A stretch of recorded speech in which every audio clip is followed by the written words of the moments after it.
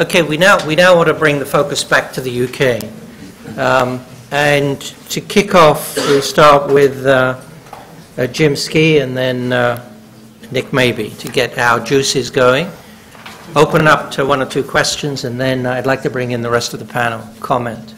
So, Jim, if you would. Yeah, sure. And just to say, I mean, I'm a Professor of Sustainable Energy at Imperial College London. I'm also a Vice Chair for Working Group 3 of IPCC. The brief I was given for this afternoon was to look at the findings of the GEA and sort of, interpret it in the UK context, look at some of the implications for the UK, and in particular to look at the energy bill. As the energy bill was only published yesterday, that was a considerable challenge. But as I did have a train journey from Manchester to Brighton last night, and thanks to the timekeeping of Virgin Trains and Southern Railways, I had ample time to flick through 2,000 pages, look at the bill, the explanatory memoranda, all the appendices, and the impact assessment. So I'm right on top of it. Now, what I really just wanted to flag up some of the key findings, from the GEA, and look at how that plays into energy policy in the UK, particularly the electricity market reform.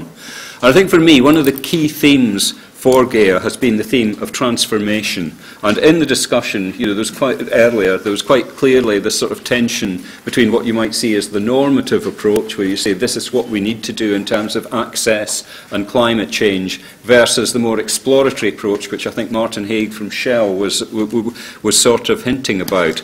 But it does seem to me that transformation is a big part of it. It's normatively based, but the GEA report has said that transformation is possible, I guess, in the technical and economic sense, perhaps raising more questions about the political will aspects of it.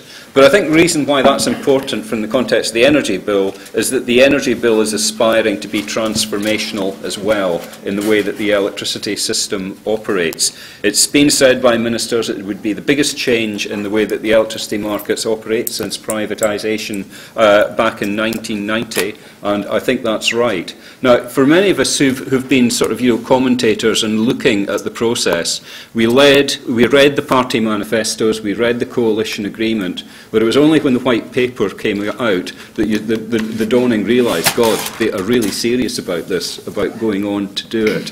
And frankly, it was only looking at the bill yesterday where you got the dawning realisation they might actually be able to pull it off, because it is actually looking like a very plausible piece of work now. So I think that first theme of transformation is quite important.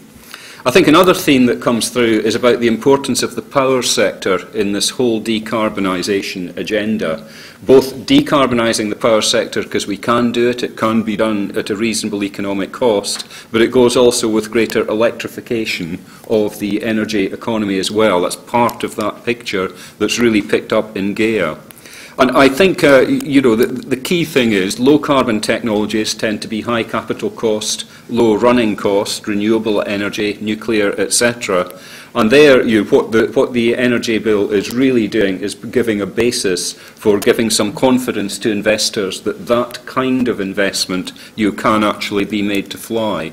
And if it lowers the cost of capital, it also brings the promise of bringing financial resources that can come in that are beyond the pockets of the big six, which I think would be absolutely necessary.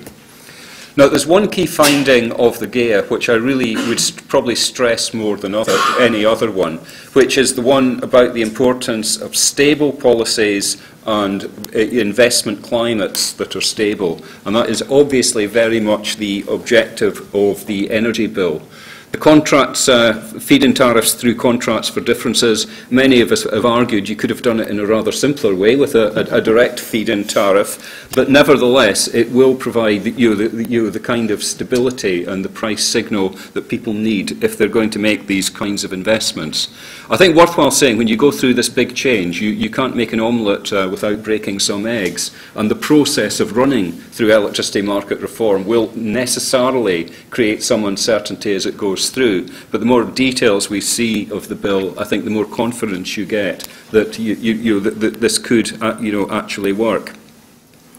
Now, another finding that came out of GEA that's been mentioned earlier is the importance of energy efficiency and the demand side. And there, I think, in interpreting where we are in the UK, I'd probably be rather more cautious about it.